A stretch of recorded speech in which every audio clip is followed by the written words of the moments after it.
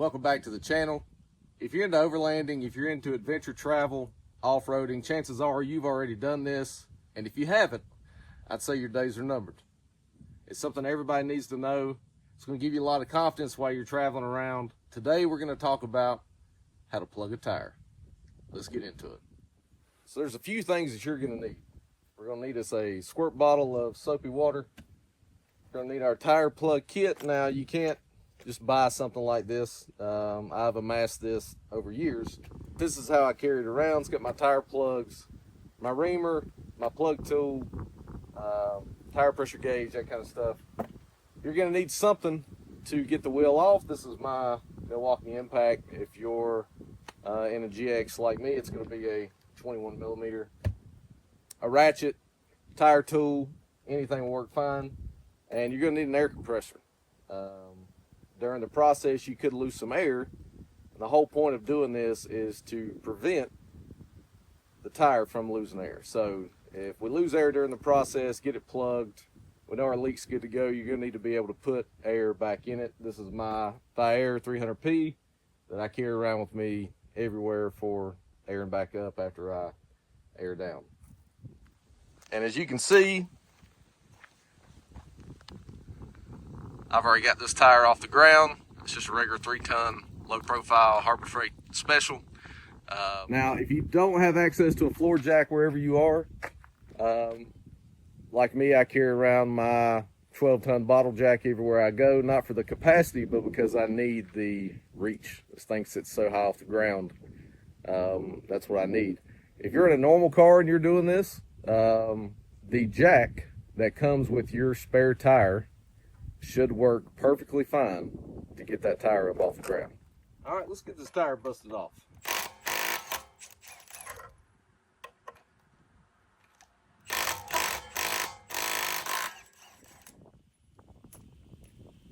I cannot tell you how nice it is to have access to this all the time. And I end up using it more for other people than I do for me. And it feels good to be able to help somebody out when they need it. Not necessarily have to turn a wrench, just push a button. It's pretty nice. Let's get this tire off. So we've got the tire off. I'm gonna take my bottle of soapy water and I'm gonna cover every inch of the face of the tread. We're gonna see if we can find this leak now. It's just a slow leak.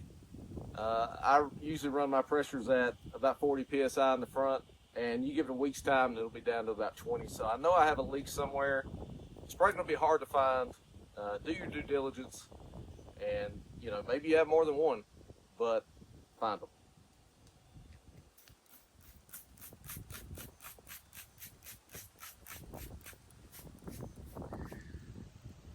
I don't know if you can see that right there. That is actually an old plug, and it is leaking.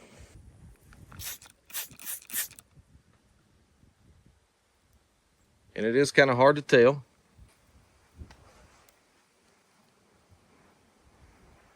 So that's step number one. No matter what it is, find it. So it wasn't a rock, it wasn't a nail, it wasn't a screw. It was an old tire plug that is now leaking. So we're gonna rip it out. We'll get a new one in. And this is step one. You gotta find that leak. So as you can see here, I have the contents of my plug kit laid out. Tire plugs, do yourself a favor, get more than you think you need, keep them in a Ziploc bag. Reamer, your actual plug tool, a little bitty pair of needle nose pliers with some side cutters on them. You'll see why here in a minute. And so I'm going to get this ready before I actually pull out that old plug that's leaking.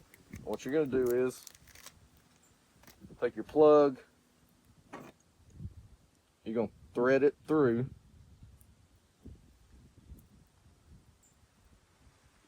and you want about half and half. Split it down the middle, that's pretty close, and it can sit just like that. If you're unsure where you can get tire plugs, anywhere that you would buy motor oil, a Parts House, O'Reilly's, Napa, AutoZone, I'm here in the southeast. That's kind of where those are the stores we have. But if you go anywhere to buy wiper blades or heck, probably even air fresheners, they probably sell tire plugs. So I've got my plug tools handy. I'm just going to lay them up on top of the tire. And you can see right here where we've got this big old mass of bubbles. That is where our leak is. And I'm going to try to get in here and dig this old plug out, and that could be easier said than done. But it should come out, and it's coming. So I went and grabbed a small pair of channel locks out of the GX, and we are going to see if we can grab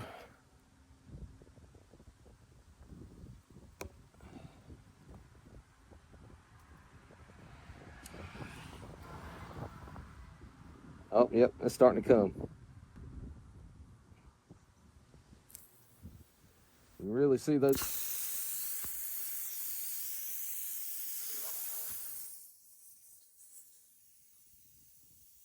Right now we're losing air. Kind of figured that. We got the old plug out. I'm gonna ream that hole, get it ready for that plug, and it's gonna kind of take be a magician's act. We're gonna pull that reamer out. We'll get that tire plug down in there.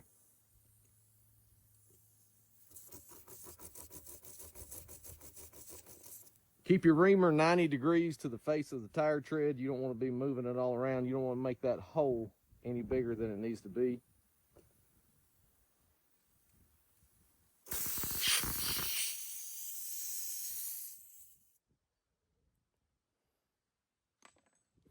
It does take some force. As you can see now, we've kind of got that plug starting to go in the hole. And we're going to keep pushing till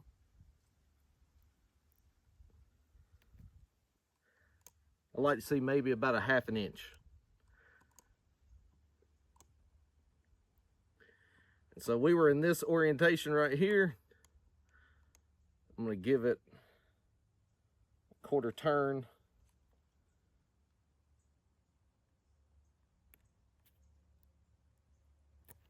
We're going to pull our tool out, just like that.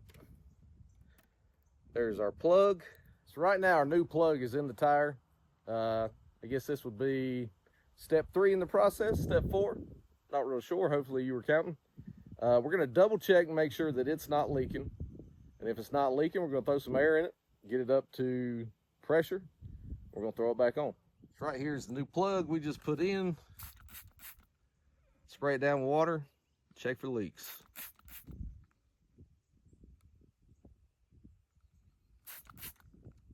Now, I don't see any. We're going to call that good to go. Now, some people will tell you to trim these little ends off. If it makes you feel better and helps you sleep at night, then by all means. These are just rubber. They're going to wear down to be flush with the top of the tire tread. It's never something that I've worried about. Like I said, if it makes you feel better, do that. I apologize for the wind noise today. I needed to get this done. Thought I'd film it, put it on the channel, and you know, it's kind of off the cuff type of deal, about as raw as it gets. I'm gonna grab my air compressor, get it hooked up, and I'll start putting some air in the tire. So our air compressor is building up pressure. Right now I'm sitting at about 20 psi. Like I said, you give it a week, this tire is going to fall down to about 20 psi. So we're going to fill it up to 40, let it hunt.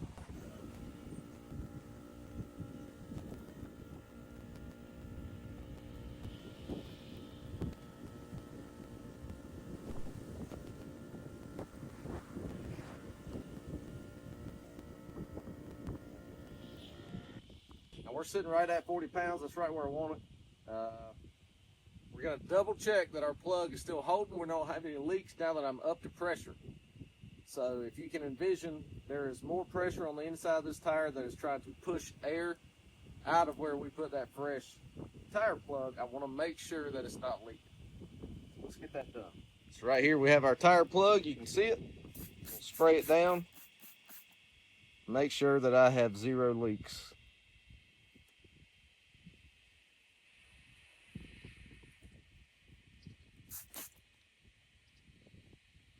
I think we're good to go.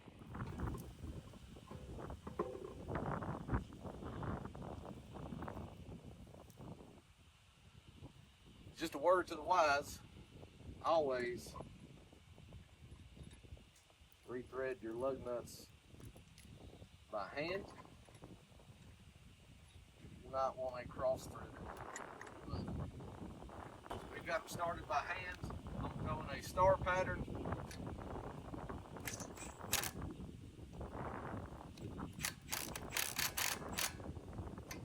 Run these down tight.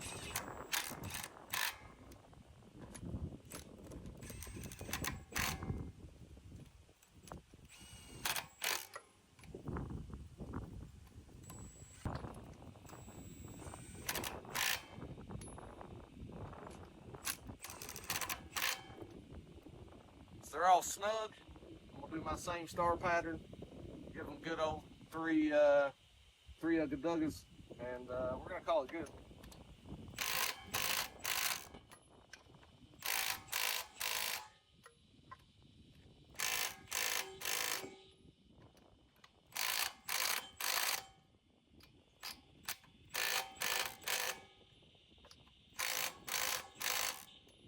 And as an extra bit of precaution, go around and just kiss every one of them.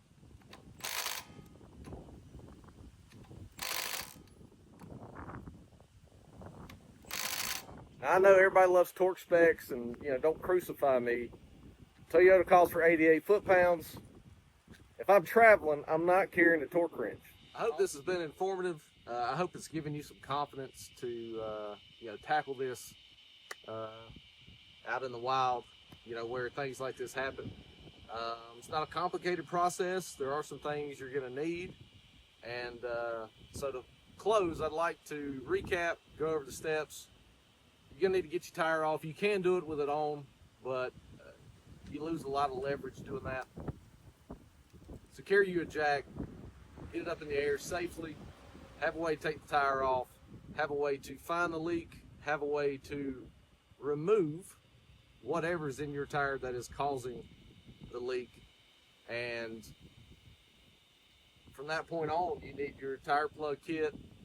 And I feel like common sense at that point. It's not difficult.